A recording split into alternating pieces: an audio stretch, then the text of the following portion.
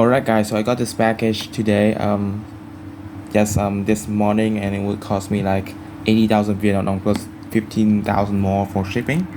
So yeah, let's see what I got.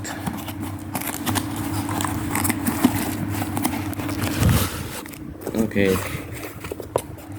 see, is there anything else? Okay, that's all. Yeah, very cool. So I ordered this phone right here. It's very old Nokia. It's actually a CDMA phone. It's actually in pretty nice condition actually.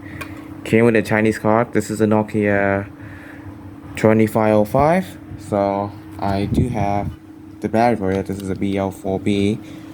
So let's see, it works. Yeah, you see it works.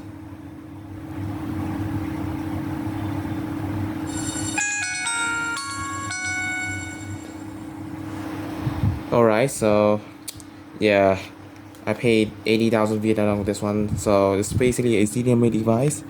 Actually, I haven't got it. I have multiple Nokia CDMA device, but this is the first flip phone one I got. I think they made some slider device too.